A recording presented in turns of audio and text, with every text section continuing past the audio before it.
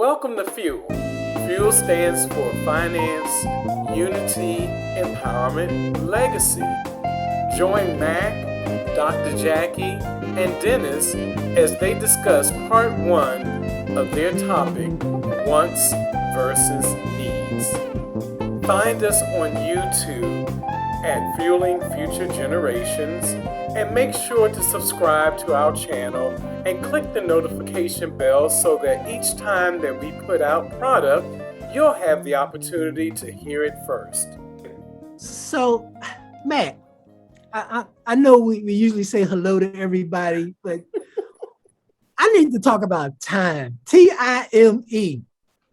Why are young folks so busy trying to spend their money before they have it?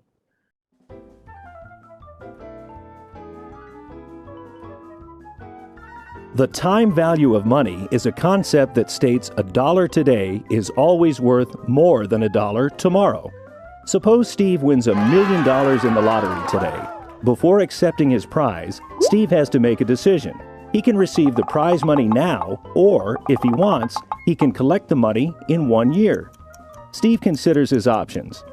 If the money is taken today, he can deposit it in an interest-bearing savings account at the local bank that offers 5% interest per year.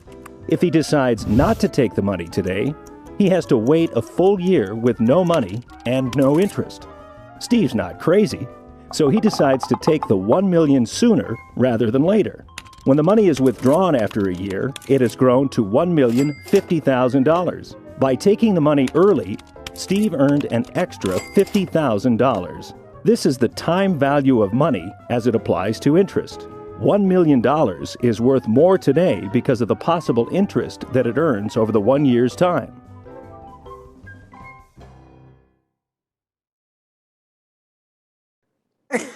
Okay, so that makes me, before we even go to answer that question, that actually presents another question, and I know you can relate to it. I know Dr. Jackie can relate to it.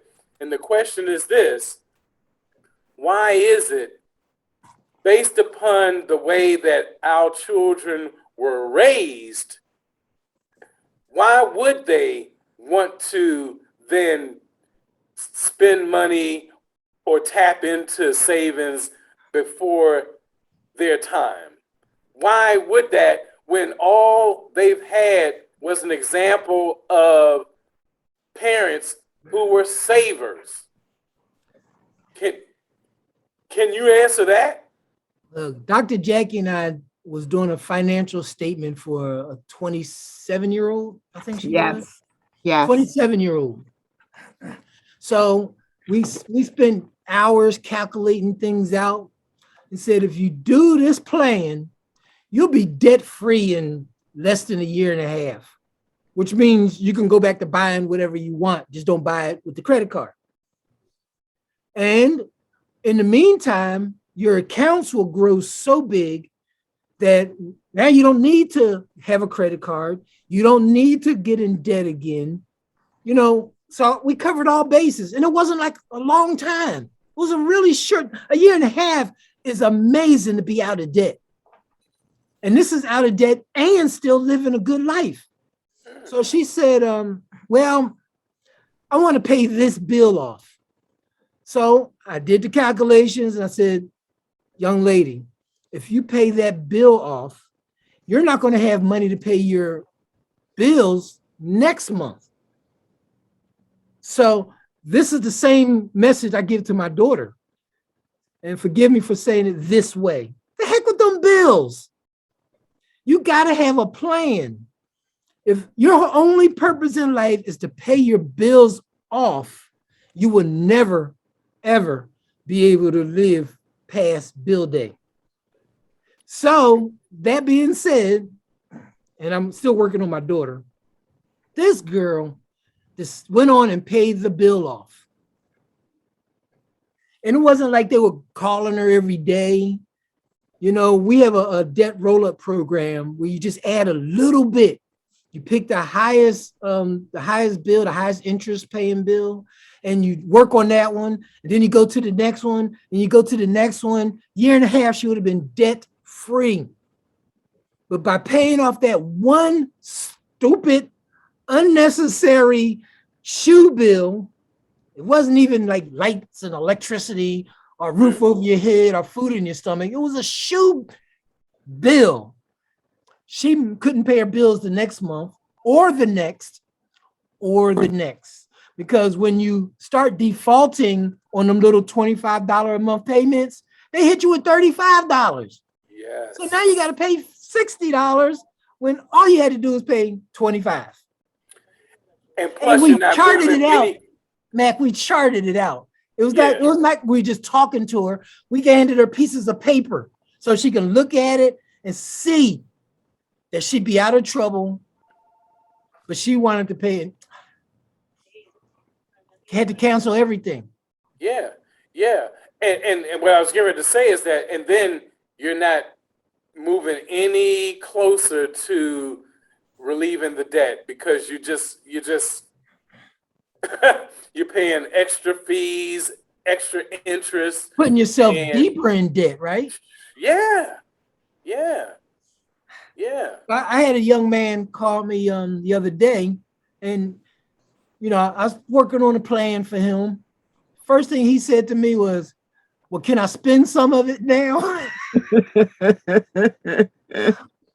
said, "What? What do you need? What do you want?" I didn't say need, because if you say need, people lose their minds. I need these boots.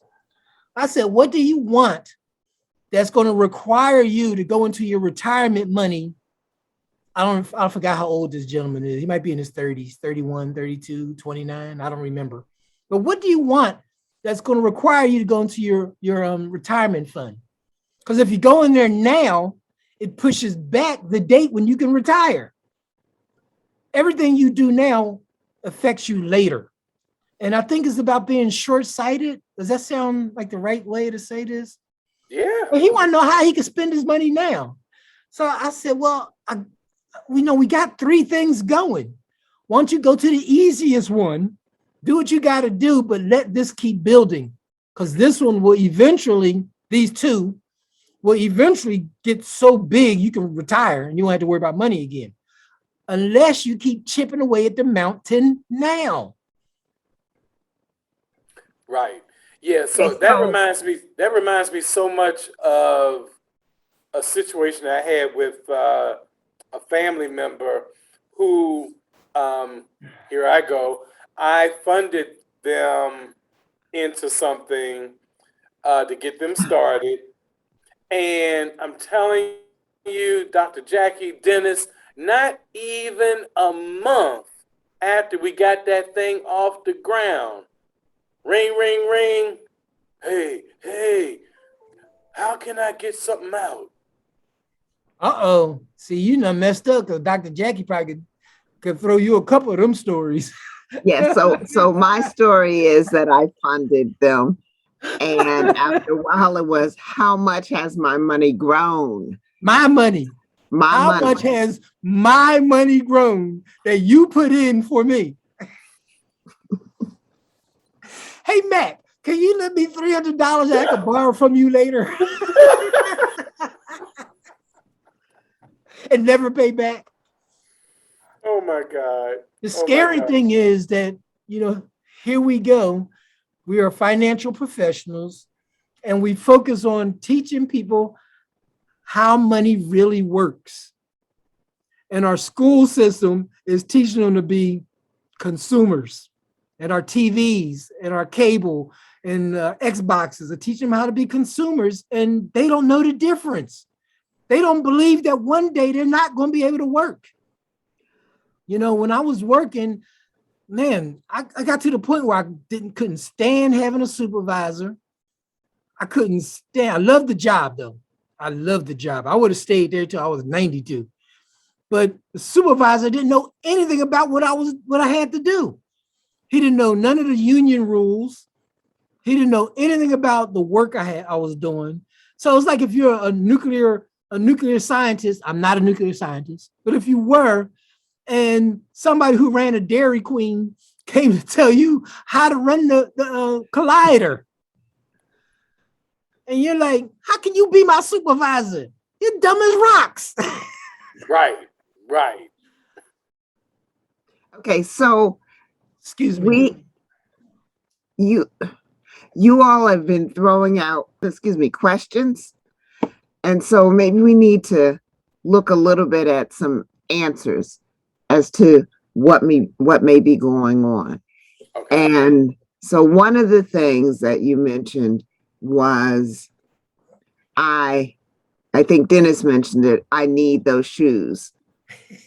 And so therefore it justifies asking for the money, or I need this vacation, or it's true I've been home all this time and they really haven't made me do any work, but I need it, right? And so Dennis, I was starting out with, we've thrown out lots of questions and situations, but let's look at some of the answers that are based. And I think one of the things is, and I'm going to say family wise, and then culture wise, and society wise, there is this real meshing of the line of what's the difference between a need and a want. Because when they actually say, I need those shoes, they really mean that. You know, if you ask them to list the true needs of the world, my hair, my nails would be on their list of needs. And I'm talking women, obviously, but no, men, would have their same lack of really addressing food, shelter, transportation as the needs, and the wants become these ancillary things. So in this consumer world that we're in, we make the consumption of whatever it is become a need. Wow. And we as financial professionals have to help our constituents, our clients, our audience to understand the difference between the needs and the wants, and therefore establish how they a priority of money use. You know what, Dr. Jackie, you hit a nerve with that comment. First of all, I agree with you. Let me ask a question. Do you think some of the attitudes as far as needs and wants in today's society stem from the fact that previous generations, which would include ours, actually pacified our children too much, provided too much, and didn't allow for them to struggle as much, so that they really cannot identify a need versus a want? I think that is some of it, yes, that there becomes a confusion between that line. But I also think that we talk it. I think that the messages that we are given about money in life are very subtle. And quite frankly, I think the effects of slavery were continued, and we understand that were continued throughout. We just didn't have the chains on, and the whole way that we treat each other. And I'm just going to pick the color. The fair complected were here, the dark complected were there. It set up a dissonance that continues to a certain extent. So there are subtle ways that values have been put on getting your need. So here's a statement. I go to work every day and I make money, and therefore I should be able to get whatever I want. Thank you, Dennis. Whatever I want. Now, that is not an incorrect statement that you should be able, but if you look at the needs and the wants, so Big Johnny wanted that Cadillac. Okay. He sleeps in that Cadillac because he didn't take care of the basic need of shelter. So he wanted that Cadillac. You got it? That message then goes to little Johnny, who's watching how money is being used and managed. And that young woman that we were talking with, you could see it in her eyes. And the fact that she kept saying to Dennis, but I got this bill. I want to pay this. Okay. And regardless of the different ways we hit, for her, that was something she was going to do regardless. We were so disappointed because we knew she had money coming in. If she had just worked with the plan, she would have had so much to work with. She would have been dead again. But she has so much she could have worked with. A need versus a want. Wow. So I was talking to this gentleman, older. So we talk a lot about the youth and where they are. Older gentleman. And he said, open up your pocket. I got a hole in it. Because when money comes in, I got to spend it. I was so surprised. Because I'm always thinking it's the young people who have that mentality. And he called me 2 weeks before he knew he was getting a nice lump sum, nice size.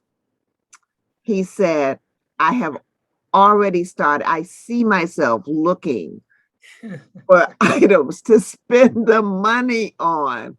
Wow. And I thought, I need to call Dr. Jackie because I know I shouldn't, but I can't. Oh my gosh. Well, one of them, and here comes the justification, is for my wife, for her, because she's just been so wonderful and she needs this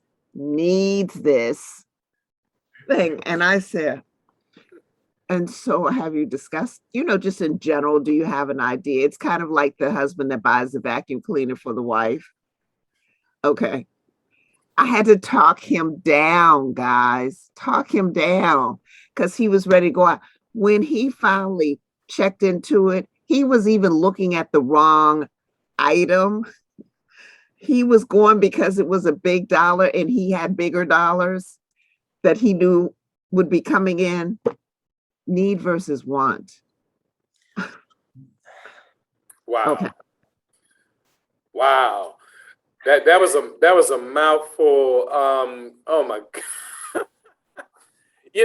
But here's the one thing I would like to say, Dr. Jack, is like, I know that based on the nature of who we are culturally, racially, I know that a lot of times we talk in those terms, but this attitude is not just contained to African Americans. This is like across the board. It's like, and that's the thing that's so mind numbing to me. It's like there has to be like instant gratification. Right. And one thing, and I'll let Dennis talk after this, is like, I think we need to redefine the meaning of a want. Okay, so like in your scenarios, they tend to go to a material thing, Mm-hmm. But what about I just want to be financially free, Mm-hmm. debt free. Mm-hmm. I want to be able to live a lifestyle where I'm not indebted, enslaved, or bound by anyone's concepts or rules, and then be able to take that mentality and then get people to consider the things that they need to do in order to get to that place. And I think you hit on it. It is embracing that concept. We are in a capitalistic society and they are pushing that envelope, right? So build on the concept of financial freedom. What does that mean? Help develop that so they understand it, and then be willing to do what it takes to get there. Because if we look at other consumable items, then they mesh it all in. I think you're right, Mac. Looking at the Yeah. concept of financial freedom. Thank you for joining us for part 1 of our conversation on wants versus needs.